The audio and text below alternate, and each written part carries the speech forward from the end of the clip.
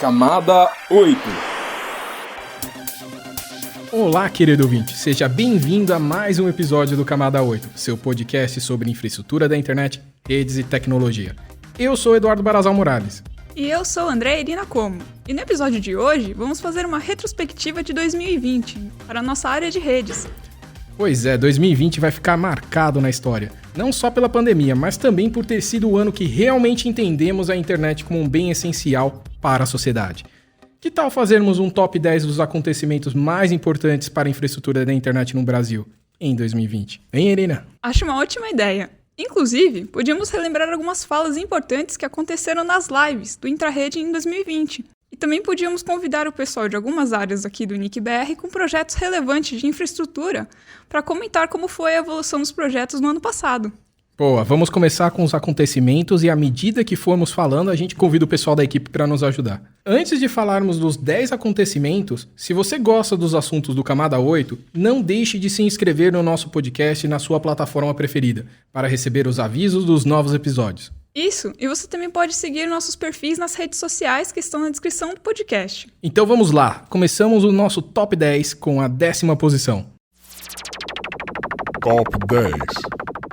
Então nesse Top 10 aqui a gente tem plataformas de streaming em jogos. Irina, esse assunto é bem relevante desde o começo da pandemia, né? Afinal, muita gente ficou ali com medo que as redes ficassem congestionadas e muitas empresas tomaram decisão de diminuir a velocidade da internet, de download dos jogos e de transmissão dos streamings. O que você tem aí para comentar pra gente? Verdade, Eduardo, bem lembrado. Empresas como Netflix, o Globoplay, o Facebook, o YouTube, todas essas empresas aí tomaram a decisão de diminuir a resolução dos vídeos, com o intuito, como você disse, né, de evitar um possível congestionamento aí na rede. Inclusive a Globo, no nosso intrarede de fim de ano, falou que foi muito importante ter feito isso, né? Eles suprimiram temporariamente as resoluções mais altas, como 4K e o Full HD, e diminuiu a taxa do bitrate de algumas transmissões. E eles falaram que foi essencial para o pessoal continuar assistindo com qualidade. Bem lembrado, Eduardo. O pessoal que não acompanhou a nossa live, a gente vai deixar o link dessa live que está no YouTube na descrição aqui do podcast, para vocês verem depois. E Irina, também teve a intrarede de CDNs, porque afinal, quanto mais as CDNs estiverem perto do provedor, melhor fica a conexão para o usuário. Então é interessantíssimo para um provedor se conectar nos PTTs, ter uma CDN dentro do seu provedor, então vale muito a pena.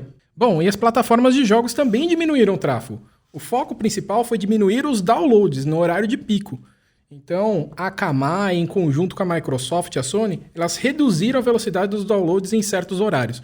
Isso daí foi muito importante, principalmente ali no comecinho da pandemia, que todo mundo estava com muito medo de congestionamento na rede. Muito bem pontuado, Eduardo. E é importante destacar que mesmo com essa redução, não teve nenhuma perda e nenhuma degradação para os jogadores.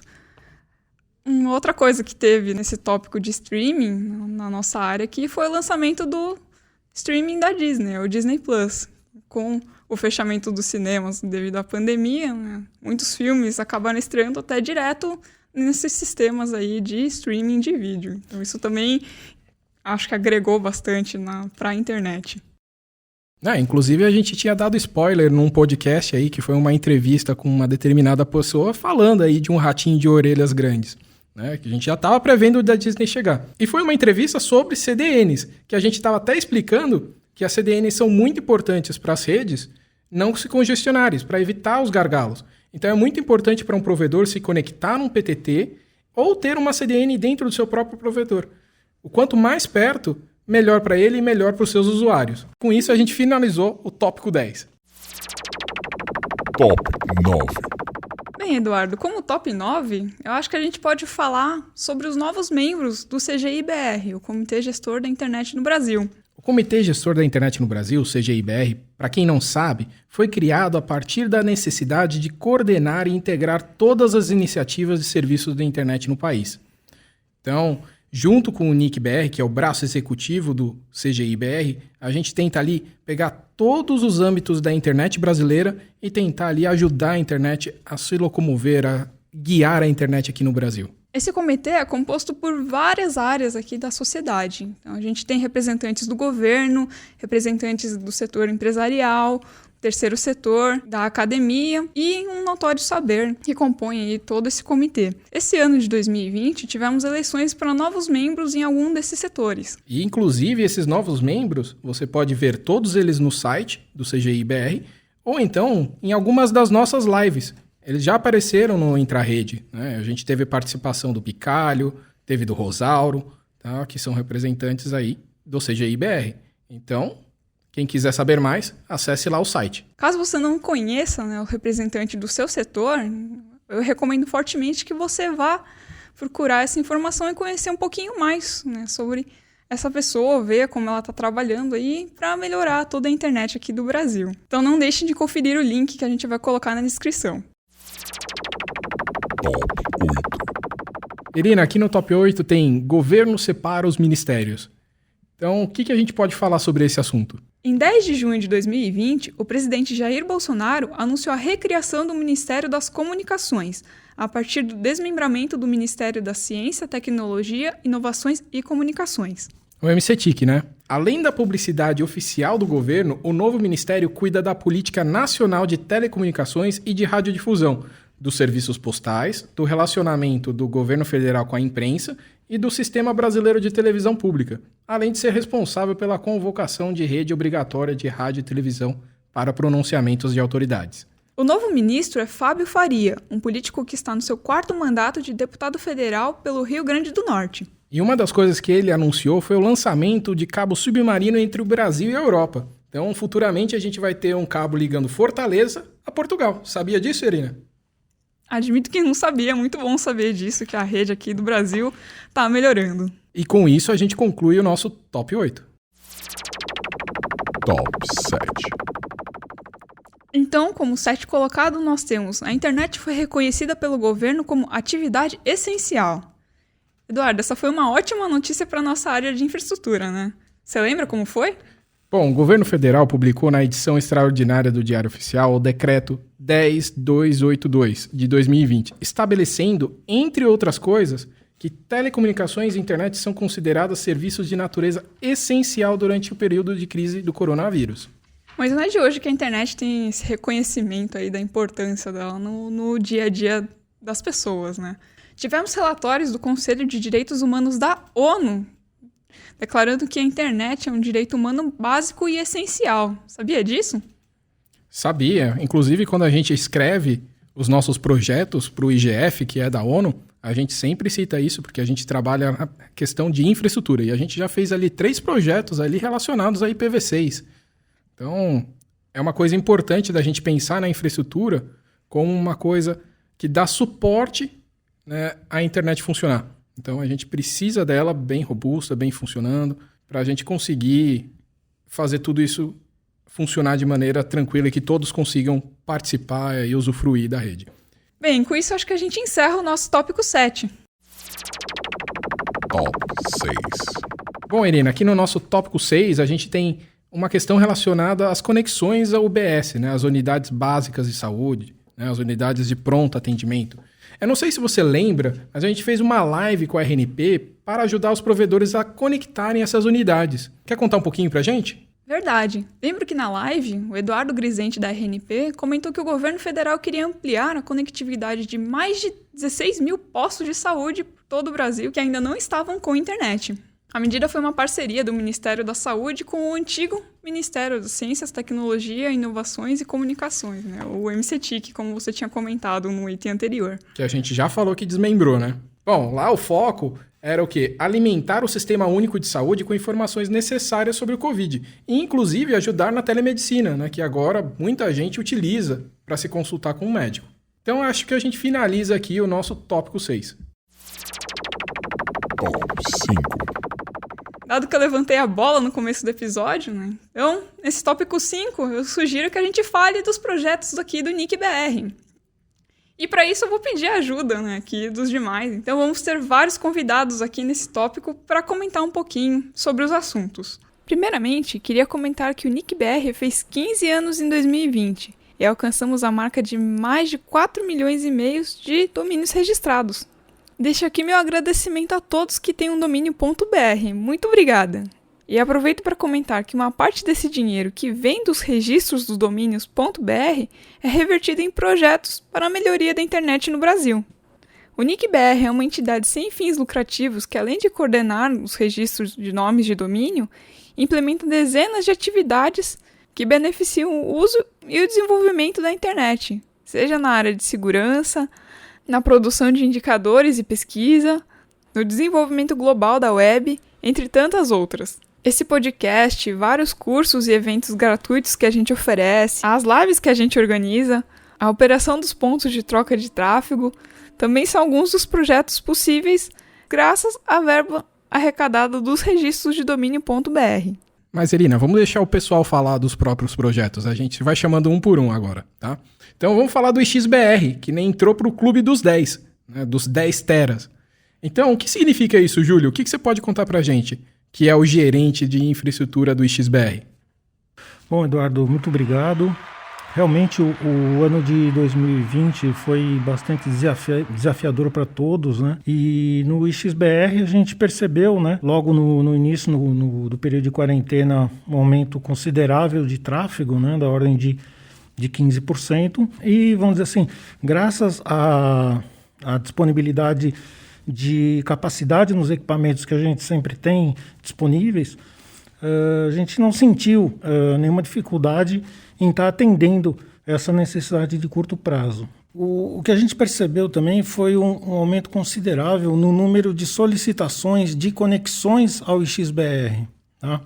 Muito provavelmente porque os provedores de acesso logo perceberam a necessidade de estar muito bem conectados para estar atendendo a necessidade dos seus clientes. Tá? Então, assim, com esse aumento repentino de necessidade de fornecimento de banda, quem tinha mais conexões teve condição de estar atendendo melhor a todos que queriam acesso aos conteúdos. Em decorrência desse processo, né, quer dizer, que veio desde março, o que a gente viu que com o crescimento do tráfego, o XBR de São Paulo atingiu a faixa de 10 terabits por segundo de tráfego, passando a ser o maior do mundo, não só em número de participantes, como também em volume de tráfego. Isso é uma situação que se manteve, né, durante esse tempo e continuamos crescendo.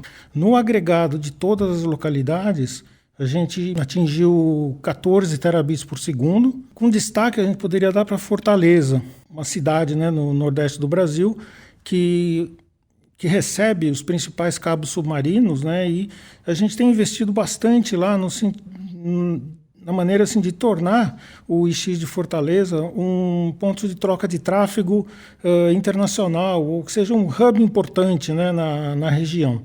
Então, a gente já tinha alguns provedores de conteúdo lá e esse ano a gente conseguiu que mais alguns fossem para lá. Tá? Então, a gente atingiu o patamar aí muito próximo a 1 terabit por segundo de tráfego, o que é muito significativo, né? Então, a gente tem percebido, né, que os provedores de acesso da região norte e nordeste estão se movimentando para se conectar à Fortaleza.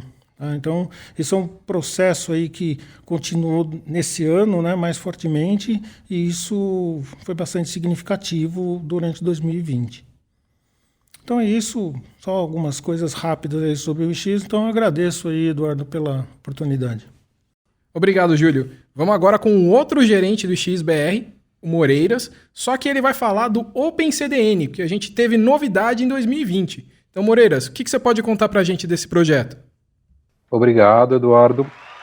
Como todos sabem, o OpenCDN é a iniciativa do NIC.br para compartilhar caches de CDNs dentro da estrutura do PTT, dentro da estrutura do XBR. E nós vínhamos operando até o início de 2020 na localidade de Salvador, no PTT de Salvador. E a gente continua lá, inclusive tem bastante novidades em relação a Salvador. Tivemos CDNs novas entrando, como o Netflix e a Globo. E a gente teve um aumento de tráfego muito, muito grande em Salvador desde o início do isolamento social e de tudo isso que a gente tem vivido aí durante 2020. A gente teve que aumentar o link que alimenta os caches em cerca de 5 vezes. Quando começou a quarentena, tínhamos 3 GB e acabamos o ano com 15 GB alimentando os caches. E o tráfego de saída, que é bem maior que isso, vocês podem conferir lá na página do PTT, dar uma olhada no tráfego do próprio PTT de Salvador, que grande parte dele hoje é o tráfego proveniente do OpenCDN. O tráfego também aumentou cerca de 5 vezes. E temos uma localidade nova, começamos a operar em Manaus. Em Manaus começamos a operar também com a Globo. O Google está em fase de configuração final agora nesse comecinho de ano, já está com tudo instalado lá, logo deve começar a operar. E muito em breve a gente espera ter outras CDNs em Manaus. E a gente, muito em breve, também espera poder expandir esse projeto, essa iniciativa para outras cidades, né? A gente tem em vista Brasília e tem em vista aí algumas outras localidades que estão ainda em processo de seleção. E é isso, gente. Obrigado, então, Eduardo, e eu devolvo a palavra para você. Realmente muito interessante, Moreiras. Agora, a gente vai falar do lançamento do Cidadão na Rede, um projeto de cidadania digital. E aí eu tenho que convidar as artistas da nossa equipe, do Septro, a Tuane, a Fernanda, a Mariana, para explicar o que é esse novo projeto. Então, Tuane, começa aí. Obrigada, Eduardo. É um prazer estar aqui no Camada 8. Eu estou hoje aqui com a Mariana e com a Fernanda, que fazem parte do projeto Cidadão na Rede comigo. E o projeto Cidadão na Rede, ele surgiu como uma necessidade, né, durante a pandemia, porque como muito mais gente está tendo que usar a internet, às vezes tendo que trabalhar de casa, veio essa necessidade de criar um material que pudesse ajudar essas pessoas a serem cidadãos melhores na internet, né? Saber usar a internet tanto para resolução de problemas, como para não cair em golpes e coisas desse tipo. São vídeos super rápidos, de 15 segundos, que tentam passar um conceito para ajudar essa pessoa a usar melhor a internet. Então, a gente tem desde compras online, infraestrutura, segurança da internet, como criação de senhas e etc. O nosso público-alvo é todas aquelas pessoas que estão em casa, desde o seu avô, sua mãe, seu pai, até mesmo você, porque nós temos vídeos que alertam sobre segurança, sobre como você ser um bom cidadão na internet. E caso você queira ou tenha interesse em adquirir nossos vídeos, ou até mesmo publicar na sua página com o seu logo, você pode. Não é mesmo, Mariana? Qualquer instituição pode ser parceira. Afinal, o maior objetivo é instruir o maior número possível de usuários. Caso tenha interesse em fazer parte dessa iniciativa, envie um e-mail para cidadãonarede@nic.br. Então, só para complementar um pouquinho, todos esses nossos vídeos também estão disponíveis no nosso canal do NICBR no YouTube. Tem vídeo, por exemplo, de o que você pode fazer quando cai a internet da sua casa, o seu Wi-Fi, que é só reiniciar o roteador. Eu já estou dando spoiler. Tem vídeo sobre como criar senhas seguras, usar gerenciador de senhas, né? Porque cada vez mais todos os aplicativos nossos hoje em dia exigem segurança e a gente precisa criar senhas. E são muitas senhas, então o gerenciador pode te ajudar nisso daí. Acho que é isso. Vou passar de novo a palavra para o nosso querido Eduardo. E obrigada, pessoal. Então, muito obrigado, Tuane, Fernanda, Mariana. Eu sei que vocês sofreram um pouquinho aí para gravar, mas realmente esse projeto precisa ser divulgado. E a gente quer cada vez mais instituições aderindo a esse projeto e a gente divulgando conhecimento. Temos agora o CIMET, que também é do Septro BR. Vou chamar o Eric aqui para falar. Eric, conta pra gente um pouquinho sobre o medidor de velocidade da internet chamado CIMET aí. Como que foi o 2020 para esse projeto? Obrigado, Eduardo, e olá a todos os ouvintes da Camada 8. Eu sou o Eric e eu trabalho no departamento de medições do NICBR. Se você não sabe o que é o CIMET, nós somos uma iniciativa para realizar um teste de qualidade de internet gratuito que mede a conexão real do seu computador ou celular até um dos servidores do IX. É uma das formas de nós coletarmos esses dados e realizarmos análises para vermos a evolução da internet no Brasil e nos municípios, e dessa forma empoderar os provedores e os consumidores como você e eu. Bem, em 2020, a gente foi afetado, né, por essa situação do Covid, que implicou que todo mundo começou a usar bem mais a internet para o dia a dia. Acabou sendo muito mais importante para várias tarefas, como para essas escolas, para trabalhar. E dessa forma, para a gente avaliar a evolução da internet, a gente criou um relatório semanal para justamente avaliar como que a internet estava se comportando em escala nacional, por região e por estado. E também ouvi que vocês estão fazendo parcerias, é isso mesmo? Isso, em 2020 a gente trabalhou bastante para fazer várias parcerias, afirmar várias parcerias. Uma delas em São Paulo, na cidade de São Paulo, envolve a medir a qualidade das praças públicas. Atualmente a gente trabalha com 300 praças públicas e queremos expandir para incluir mais 300, para avaliar o uso dos roteadores livres disponibilizados. E o que a gente está trabalhando agora é desenvolver um portal digital de tráfego para avaliar a quantidade de usuários e a disponibilidade da internet nessas praças. Também temos uma parceria relacionada ao Ministério da Educação, melhorando um projeto que a gente já tinha antes desenvolvido com o Ministério, para realizar a medição e monitoramento da qualidade da internet nas escolas públicas no Brasil. E esse ano, a gente trabalhou junto com o CIEB para fornecer um outro portal de avaliação da conectividade das redes estaduais e municipais das escolas públicas, né? E dessa forma, a gente quer avaliar a qualidade do serviço oferecido para as escolas em comparação ao serviço oferecido para as casas nas regiões. Eu acho que mais importante de tudo a gente afirmou um acordo global com a Unicef, usando justamente esse projeto das escolas no Brasil como ponto de partida para expandir nosso sistema de medição e monitoramento para avaliar escolas em uma escala global, no mundo inteiro. Realmente muito interessante. É o Nick conquistando o mundo, é isso, né? Sim. E 2021, tem alguma novidade?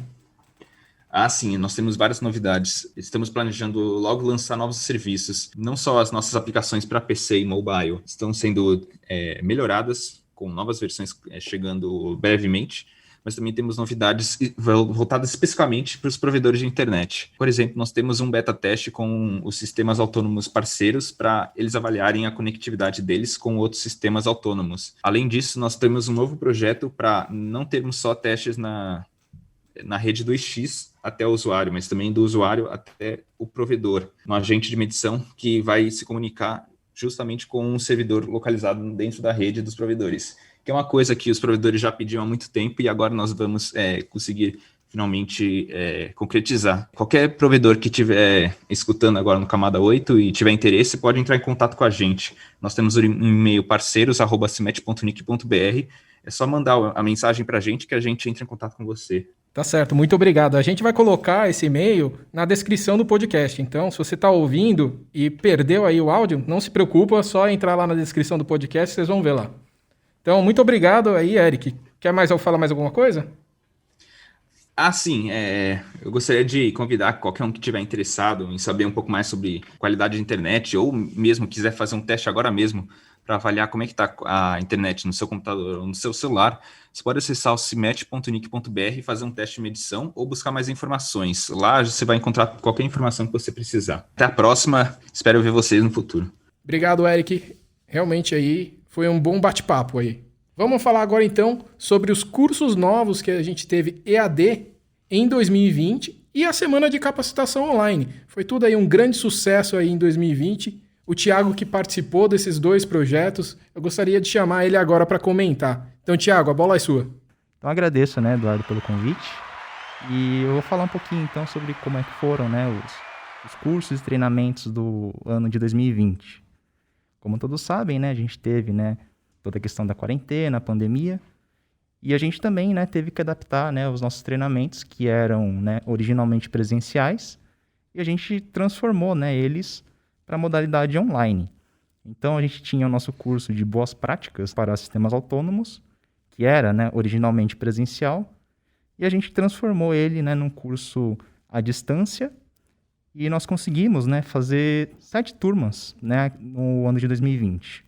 Além disso, nós também tivemos o nosso outro treinamento nosso, que também acabou ficando, para a modalidade virtual, foi a semana de capacitação.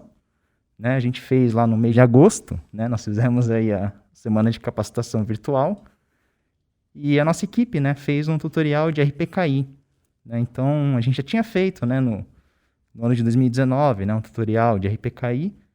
Nessa semana de capacitação, a gente atualizou, né, algumas coisas, principalmente, né, com a ferramenta do CRIO, para como usar, né, o RPKI dentro do provedor usando a interface gráfica. E também, né, uma parceria que a gente fez, né, no ano passado foi uma parceria com o NetAcad, o curso de treinamentos online da Cisco. A gente fez a parceria, né, com o curso, né, de Internet das Coisas e o curso de Cibersegurança. E para você, né, conferir, né, esses cursos e treinamentos que a gente está ministrando aqui no NICBR, você pode consultar ali no cursoseventos.nic.br. Então, Eduardo, muito obrigado, né, pelo convite aí. A gente, né, sempre está aí junto na equipe, então vamos que vamos. Muito obrigado, Thiago. Para a gente terminar esse tópico aí dos projetos de infraestrutura aqui do NICBR, claro que tem vários outros projetos extremamente importantes, mas nem tudo dá para a gente cobrir aqui nesse podcast, né? A gente vai cobrindo em outros episódios. O que falta falar agora é das nossas lives do Intrarede e do podcast Camada 8. E aí eu já chamo a minha co-host, Irina, para falar. Verdade, Eduardo. Esse ano, com todo o isolamento social, né, muitos dos nossos eventos presenciais foram cancelados, a gente teve que se desdobrar e criar novos meios de passar o conteúdo para o nosso público aqui de redes. Então, como você mesmo mencionou, a gente criou o sistema aí de lives, o Intrarede, a gente criou esse podcast aqui, Camada 8, então acredito que 2020 a gente aí se reinventou de uma forma muito boa. E a gente tem que falar que ambos foram um grande sucesso, né? Você pega aí as lives do Intrarede, teve uma lá que teve mais de 1.200 pessoas ao vivo, né? Então a gente tem um público muito ativo no YouTube lá assistindo a nossa live, foi muito bom. E também, o podcast também está sendo um sucesso.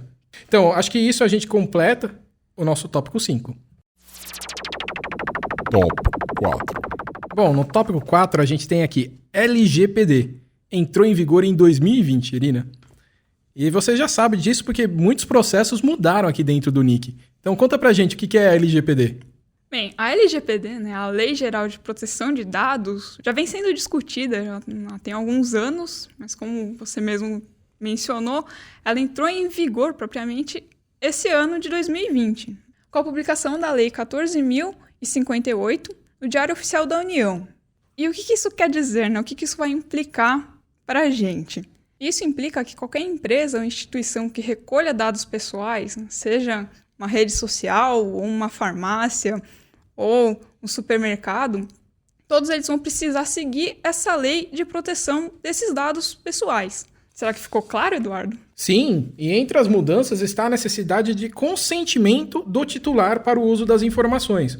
Ou seja, você tem que estar ciente do que você está fornecendo os dados para a instituição. E com essa lei também fica definido que o dono, a pessoa dona desses dados, tem o direito de saber para que esse estabelecimento está solicitando essas informações, né? Então é importante que o pessoal se informe do porquê que eles estão passando essas informações para essas empresas. A LGPD ela também exige que os controladores das informações ofereçam a portabilidade de dados para outros serviços e informem o mais rapidamente possível sobre eventuais vazamentos de dados, até porque vai ter implicações se acontecer. Tanto que já está em processo de formação a Autoridade Nacional de Proteção de Dados, a ANPD. Essa autoridade vai ser responsável por fiscalizar e penalizar as empresas e órgãos públicos que não estiverem cumprindo as regras impostas na LGPD, o que envolve multas de até 2% do faturamento, limitada a 50 milhões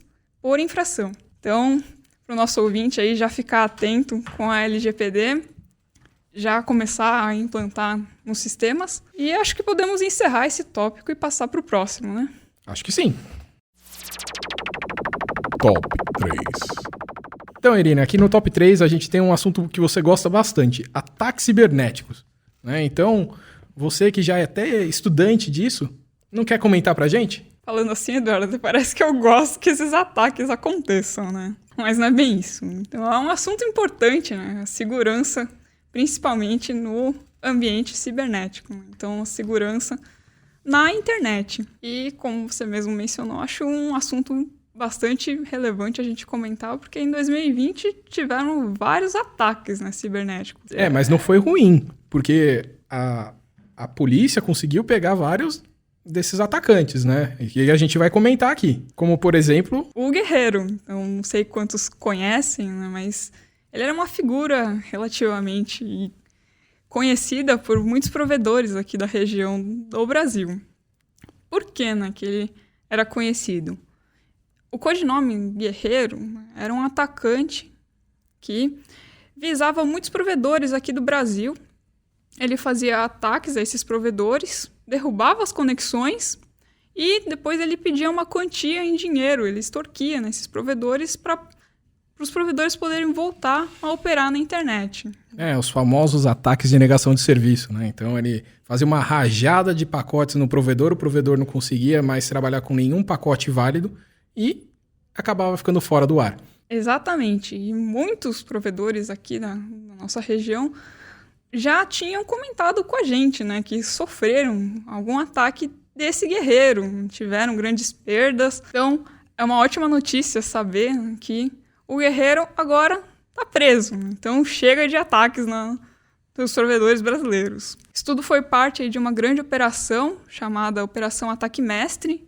Foi resultado da integração do Ministério da Justiça e Segurança Pública com forças, né, da Delegacia Estadual de Representação aos Crimes Cibernéticos do estado de Goiás e Tocantins. Inclusive, a gente teve uma live, né, sobre segurança no Intrarede que a gente chamou o delegado Alessandro Barreto, né, que foi um dos responsáveis por essa Operação Ataque Mestre. E aí ele destrinchou, comentou pra gente como que foi toda essa situação. E para quem tiver curiosidade, é só seguir o link que a gente está colocando na descrição do podcast. Mas tivemos outros ataques, né, Irina? Pois é, Eduardo. 2020 não parou por aí, né? Então a gente teve vários outros ataques aí que ficaram bem destacados na mídia. Um deles foi o ataque que aconteceu na rede social Twitter. Esse foi o pior ataque hacker já feito em uma mídia social. Então, o que aconteceu, né? Como é que foi todo esse processo? Várias personalidades do Twitter, né, conhecidos, por exemplo, Bill Gates, Barack Obama, o Joe Biden, entre vários outros, tiveram suas contas do Twitter, né, hackeadas. Esse hacker, né, esse atacante, conseguiu acesso às contas oficiais, né, dessas pessoas e postou várias mensagens que eram de um golpe relacionado aí à doação de bitcoins, né, a criptomoeda. Eu lembro disso, né? Eles tinham aquela tática do pague 1, level 2. Você paga 1 bitcoin, ganha 2 bitcoins. É sempre o dobro, né? Só que, é claro, não surge dinheiro do nada, né? Era golpe. Pois é, Eduardo, a mágica da multiplicação, né? Na verdade, era um grande golpe. E parece que eles ganharam uma boa grana, né? Chega a ser $110 mil no período que o golpe ficou ativo. Realmente é uma coisa que a gente precisa se preocupar, né? Com a questão de segurança.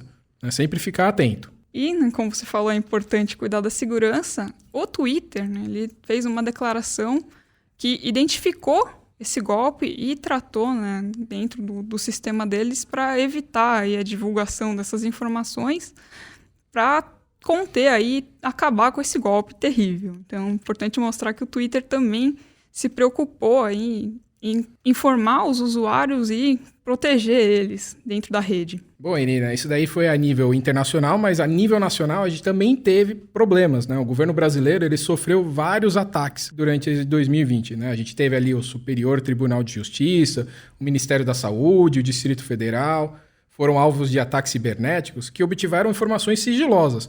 E o ataque, nesse caso, é um ataque que a gente já comentou muitas vezes nos nossos cursos, que é o ransomware. Inclusive o CertBR ele tem ali um folhetinho explicando o ransomware e a gente vai colocar na descrição desse podcast. Mas a Polícia Federal já identificou o hacker e por enquanto aí tá tudo ok. Tivemos também ali ataque ao TSE no primeiro turno das eleições de 2020, né, que teve acesso e divulgação ilegal de informações de servidores públicos. Mas a Polícia Federal também conseguiu agir rápido e na Operação Exploit, junto ali com a Polícia Judiciária de Portugal, conseguiu identificar os atacantes e solucionar o problema. Então, a gente teve ali bastante ataque, mas também teve bastante solução. Isso mostra o quanto que a defesa nacional está atuante e está boa. Então, acho que a gente termina por aqui o tópico 3. Top 2. Então, Irina, aqui no top 2 a gente tem o crescimento do uso da internet no Brasil. Né? Durante esse período aí de pandemia, as pessoas ficaram mais isoladas e começaram a utilizar mais a internet. É como diz o ditado, né? Isolado sim, desconectado nunca. Verdade, Eduardo. Como você mesmo mencionou, todo mundo teve que fazer aí um isolamento social, todos ficaram nas suas casas, mas todos mantiveram um contato de forma digital. Então, a internet foi fundamental para manter aí essa proximidade nesse período que tínhamos que ficar distantes, né? E muitas empresas aderiram ao home office, né? Inclusive a gente passou esse ano aí distante, fazendo essas atividades sempre à distância, de forma virtual. Outro setor que teve, né, que se reinventar e passar aí para o mundo da internet foi o ensino, né? As escolas, muitas delas começaram a lecionar no formato à distância. Então, isso também agregou para o crescimento da internet, sem contar, né, que vários comércios, padarias, restaurantes, todos eles também tiveram que entrar aí no sistema de entrega, né, de delivery, muitas vezes usando aplicativos de mensagem para fazer aí os pedidos, aplicativos mesmo de entrega. Então, tudo isso passou aí a fazer parte desse ecossistema digital. Lembra aí de mais alguma coisa de grande destaque que causou um crescimento da internet, Eduardo? Teve também as consultas médicas, né? Agora todo mundo está fazendo telemedicina, que a gente até comentou aí na questão da RNP. Festas, encontros de família tiveram que ser só por videoconferência. Espero que os nossos ouvintes passaram aí o final do ano isolados, todos conversando aí por videoconferência à distância, né? Não, nada de festa, né? Lembrando que a gente ainda está na pandemia. E o que a gente pode comentar é que a vida real, ela passou muito para o mundo digital. Então, a gente aumentou muito mais a dependência da internet. E por isso que foi até considerado como um serviço essencial. Por isso que é uma coisa boa, né, para a nossa área. É quase uma valorização. Tá? Então, acho que esse daí a gente finaliza o nosso top 2. Top 1. O fim do IPv4 na América Latina. Pois é, Eduardo, chegamos no número 1. Dado que você coordena o projeto IPv6BR, vou deixar para você comentar. Jogou a bomba, né, aqui. O pessoal já pede o tempo todo para a gente liberar mais IPv4, ainda joga esse tópico para mim.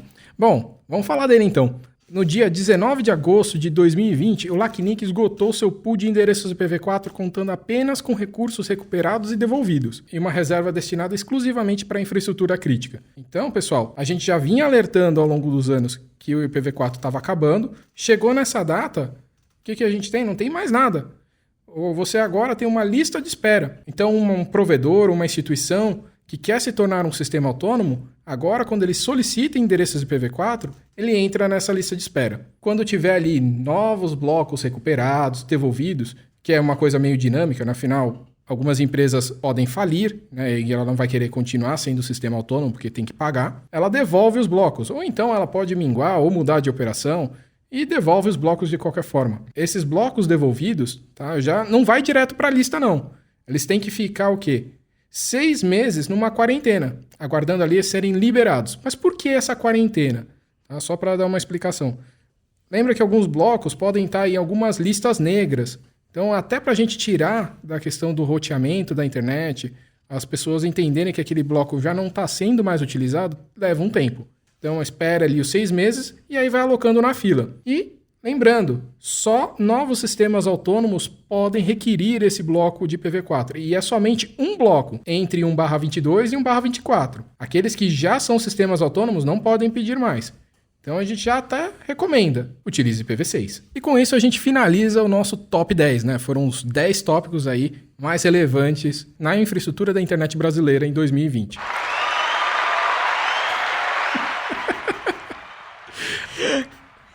Agradecemos a todos aqueles que participaram do podcast, todos os funcionários aí que nos ajudaram, toda a equipe aí que trabalhou nos bastidores. E vamos aí para os nossos últimos avisos. Neste mês de janeiro não teremos mais cursos e eventos. A gente ainda está remodelando todo o formato de 2021 e vamos ver ali a partir de fevereiro que a gente já deve recomeçar a trabalhar com os nossos eventos e cursos online. Eu já quero deixar um alerta para vocês. Se vocês gostaram dos nossos eventos e querem patrocinar, né, os nossos cursos e eventos, fica ali atento que a gente vai começar a publicar uma proposta de patrocínio. Então entra ali nos sites, seja ali do Intrarede, que tudo que a gente vai colocar na descrição do Intrarede, nos X-Fóruns, X-Fórum Regional, na semana de capacitação, e veja se você quer contribuir com esses projetos. Assim a gente vai conseguir disseminar mais e mais conhecimento. Nos ajude também a divulgar o podcast. Fale para seus familiares, amigos, colegas de trabalhos, conhecidos e até desconhecidos. Também mandem sugestões de temas, dúvidas, elogios e críticas construtivas para o nosso e-mail cursoceptro@nic.br. E sigam os nossos perfis do NICBR nas redes sociais, @comunicbr no Twitter ou @NICBR no Instagram, LinkedIn, Facebook e Telegram. A gente coloca várias notificações dos nossos cursos e eventos nessas mídias, então sigam a gente. Esperamos que você tenha gostado do episódio e qualquer problema é culpa da Camada 8. Obrigado por nos acompanhar até aqui e até o próximo episódio. Muito obrigada pela atenção e até a próxima. Tchau!